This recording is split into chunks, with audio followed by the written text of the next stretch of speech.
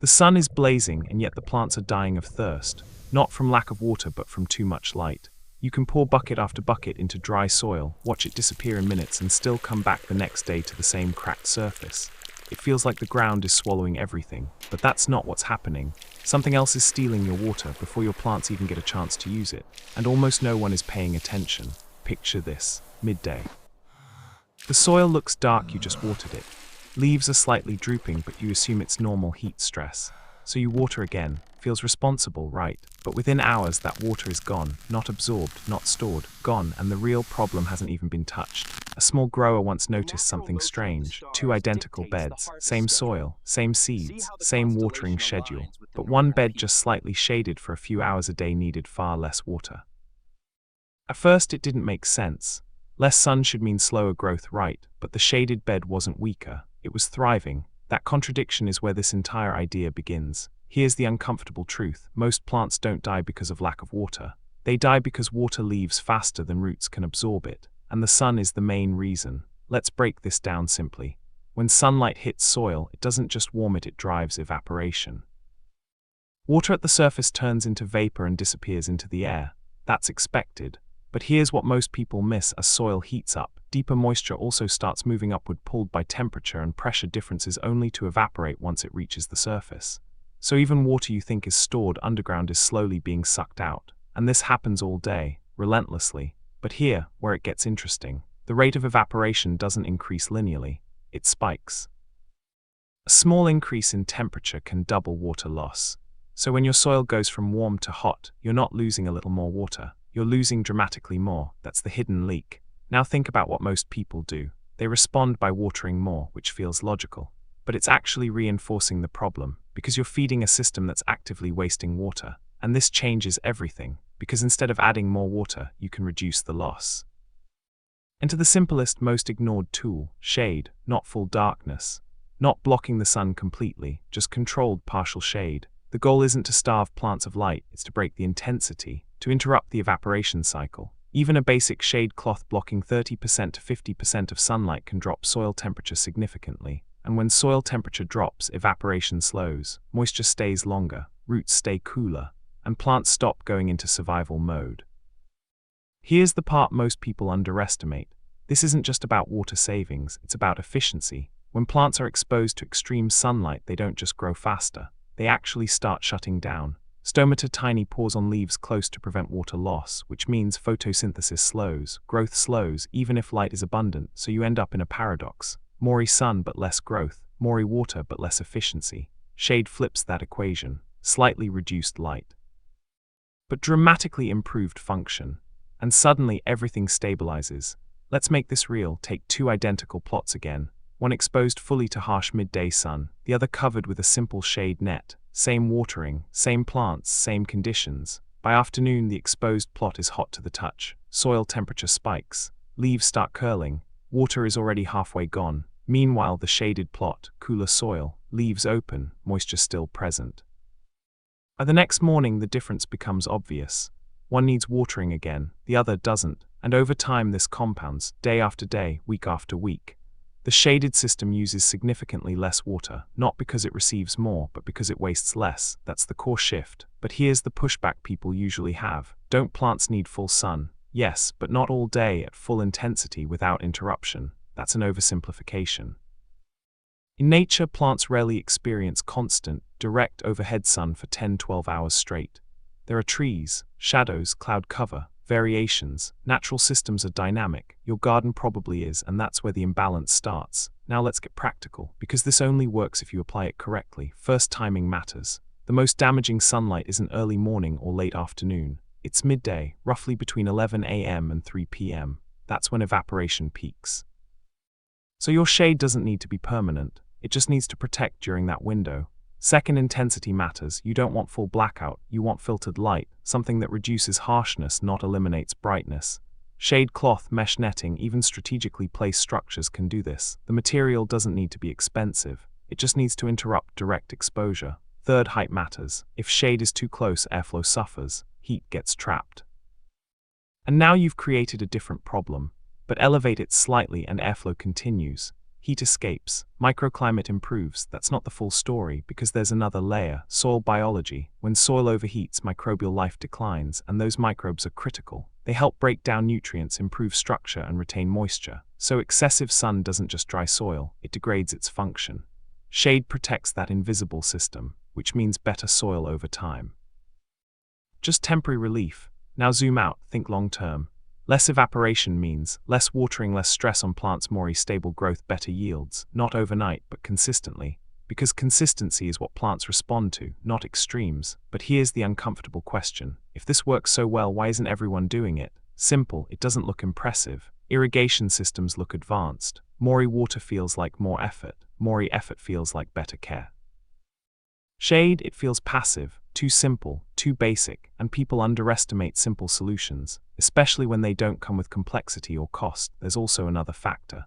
Commercial agriculture often prioritizes maximum sunlight exposure because it's easier to standardize. Fields are open, systems are uniform. Shade introduces variation, and variation is harder to scale, but for individual growers, that's actually an advantage. You can adapt, you can control microclimates. You can fine-tune conditions, and that's where this technique becomes powerful. So what happens when you combine it all? You reduce water usage, sometimes drastically. You stabilize plant health, you improve soil quality, and you stop fighting the sun by working around it. But here, the key realization. This isn't about adding something new, it's about removing excess heat, excess evaporation, excess stress. Once those are reduced, plants do what they're naturally designed to do, grow, and suddenly the question changes. Not how much should I water, but why am I losing so much in the first place? Because once you see that clearly, and the next time you watch water disappear into hot soil, you'll know it was never really reaching the plant, and that realization. That's where everything starts to shift. So before you reach for more water, ask yourself one thing. What if the problem isn't how much you're giving, but how much you're losing? You might think the story ends there. Less sun, less evaporation, less water used. Clean, logical, done, but that's still only half the picture. Because once you reduce water loss, something unexpected starts to happen above the soil. Leaves begin to change, not dramatically, subtly. They stop curling. They stop tightening, they open, and that tiny shift matters more than it looks. Because when leaves open, they start breathing again, and when they breathe, they grow. Hear what's actually going on. Plants regulate water loss through microscopic pores called stomata. In extreme heat, those pores shut down to prevent dehydration. It's a survival response, but it comes with a cost. Closed stomata means less carbon dioxide intake. Less carbon dioxide means slower photosynthesis, which means slower growth, even if sunlight is blasting all day. So under harsh, unfiltered sun, plants are technically receiving more energy, but they're unable to use it. That's the inefficiency no one talks about. Now bring shade into the system. Temperature drops, water stress decreases, and suddenly stomata stay open longer. Now plants can actually process the light they receive, not just endure it, and this is where things start compounding. Because better photosynthesis doesn't just mean faster growth, it means stronger roots, and stronger roots change everything. Deeper roots access deeper moisture, which reduces dependence on frequent watering, which stabilizes the plant even further. So what started as a simple shade adjustment turns into a full system upgrade. But here, where it gets even more interesting, let's talk about temperature, not air temperature, soil temperature. Most people never measure it. They assume if the air feels manageable, the soil must be fine. That assumption is wrong. Soil can be significantly hotter than the surrounding air, especially under direct sunlight. Bare soil exposed to intense sun can reach temperatures that stress roots, and stressed roots don't absorb water efficiently. So now you have a second layer of loss. Not just evaporation from above, but reduced absorption from below. You're losing water from both ends. Now introduce shade again. Even partial shade can drop soil temperature by several degrees. That might not sound dramatic, but biologically it's massive, because root systems operate within a narrow comfort zone. Push them outside it and efficiency drops fast. Pull them back into that zone and everything stabilizes. Water uptake improves, nutrient absorption improves, growth normalizes, and this happens without adding anything. No fertilizers, no extra watering, just controlled light. But here's the catch. Most people apply shade incorrectly. They overdo it, they panic about heat and block too much light.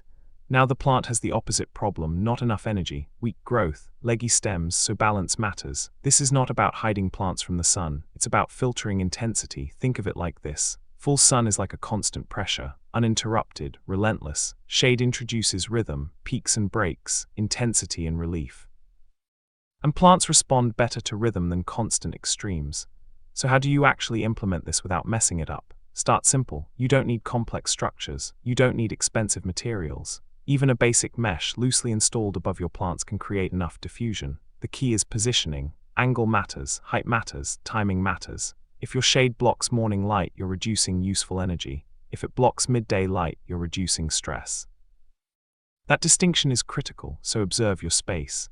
Track where sunlight hits hardest, and focus your shade there, not everywhere, just where it matters most. And this is where most people fail. They treat all sunlight as equal. It's not. Morning sun is gentle, midday sun is aggressive, evening sun is fadding. Only one of those is causing the majority of your water loss. Target that, ignore the rest. But there's another layer people completely overlook. Wind. Wind accelerates evaporation. Even if the temperature isn't extreme. So when you combine direct sun with strong airflow, water loss multiplies. Now imagine a shaded system that also reduces wind exposure slightly, not blocking it completely, just softening it. You've now attacked evaporation from two angles: less heat, less airflow stress. And again, water stays longer. But here's the bigger realization. This isn't just a gardening trick, it's a system principle. Every environment either conserves resources or wastes them. Most setups waste because they're designed around input. Add more water, add more fertilizer, add more effort. But efficient systems focus on retention. Keep what you already have, protect it, stabilize it. And once you do that, you need less of everything. Less water, less correction, less intervention. That's real efficiency. Now let's address the final piece. Yield, because at the end of the day, that's what matters. If shade reduced water but also reduced yield, it wouldn't be worth it. But in many cases, the opposite happens. Why? Because stressed plants don't produce optimally. They survive, they hold on, they conserve, but they don't thrive. When you remove constant stress, plants shift out of survival mode and into growth mode. That's when yields improve, not because you pushed harder, but because you removed friction. And that's the part most people miss. They try to force better results, instead of creating better conditions. But better conditions always win. So step back for a second, look at your setup. Are you constantly adding water or constantly losing it? Because those are two very different systems. One is reactive, the other is controlled. And once you see the difference, you can't go back. So the next time your soil dries out too fast, don't just reach for the hose. Look up, because the real problem might be coming from above. And once you fix that, you don't just save water. You change the entire game. Now the only question left is this. If something this simple can shift everything, what else are you overlooking right in front of you? At this point, it sounds almost too clean. Reduce sun, reduce loss, improve growth, but reality is never that neat. Because once you actually apply this, you run into a problem no one warns you about. Not all plants respond the same way. Some explode with growth under partial shade. Others slow down, and if you don't understand why, you'll assume the whole method is flawed. It's not, your application is. Here's the uncomfortable truth. Plants are not equal when it comes to light demand. Leafy greens, they thrive under reduced intensity. Tomatoes, they tolerate it, but only to a point. Peppers, they're more sensitive than people think. So if you throw one blanket solution over everything, you'll get mixed results and you'll blame the system. But here, where it gets interesting. The goal isn't uniform shade, it's targeted shade. You don't treat your entire garden the same. You create zones: high exposure zone, partial shade zone, protected zone. And now you're not just growing plants, you're managing microclimates. That shift is what separates average growers from efficient ones. But let's make this practical, because this is where most people mess it up. Start by observing your plants, not your assumptions. If leaves are curling inward during peak sun, that's stress. If growth slows despite regular watering, that's stress. If soil dries within hours, that's excessive exposure. These are signals, and ignoring them is where inefficiency starts. Now apply shade selectively, not everywhere, just where those signals appear. And this change is something subtle but powerful. Instead of controlling your entire environment, you start responding to it. That feedback loop is where real optimization happens. Color, yes, color of the shade material. Dark shade absorbs heat, light-colored shade reflects it. So two identical shade setups can produce very different results. A black cloth might reduce light, but still trap heat. A lighter mesh reduces intensity while keeping things cooler. That difference matters more than people realize, because again, this isn't just about light, it's about temperature, and temperature drives everything. Now let's push this further. What happens when you combine shade with ground cover? Now you're attacking evaporation from both ends. Shade reduces heat from above, mulch reduces exposure from below, and suddenly water loss drops dramatically, not 10%, not 20%, in some cases massively, because you've eliminated the two biggest escape routes. But here, where people get lazy. They apply one solution, see some improvement, and stop. That surface-level thinking. Real efficiency comes from stacking small advantages. Shade plus mulch plus timing plus airflow. Each one alone helps. Together they transform the system. And this is where the 80% reduction claim starts making sense, not from one trick but from a combined effect. Now let's address something people don't like hearing. If you're watering daily in hot conditions, you don't have a water problem. You have a system design problem, because constant watering is compensation. And if you remove the cause of loss, the need for constant input disappears. That's not theory, that's basic physics, but here's the resistance. People trust visible effort. Watering feels productive. Standing there with a hose feels like care. Adjusting shade, it feels passive, and passive solutions are often ignored, even when they're more effective. That's human bias. Now let's bring this back to results. After a few weeks of proper shading, you'll notice something subtle. You water less often, then even less. Then you stop thinking about watering entirely. And that's the real goal, not constant intervention, but reduced dependency. But here's the final twist. Once your plants adapt to this new environment, they become more resilient because they're no longer living at the edge of stress. They have margin, buffer, flexibility. So even when conditions fluctuate, they hold steady.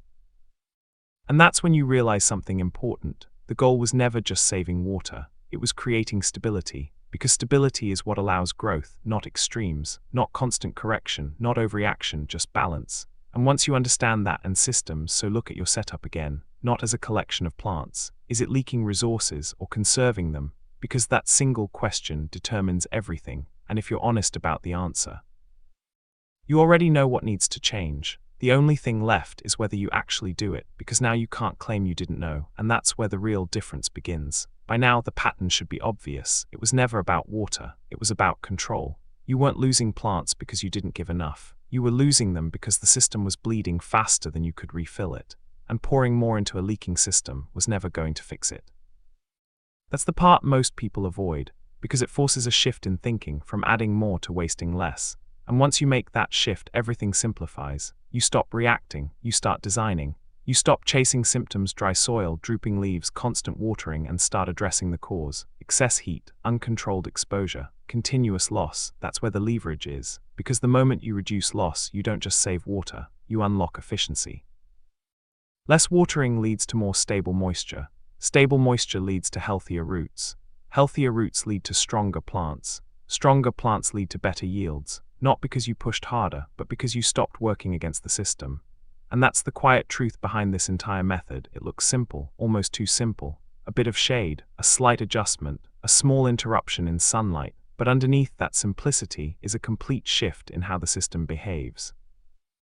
You're no longer fighting the environment, you're shaping it, and once you experience that difference, going back feels inefficient, almost wasteful. So the next time you see dry soil under a blazing sun, don't reach for more water. Pause, look at the conditions, because the real question isn't, how much do I need to add? It's, why am I losing so much in the first place? Answer that honestly, and you won't just grow better plants. You'll build a system that works without constant effort.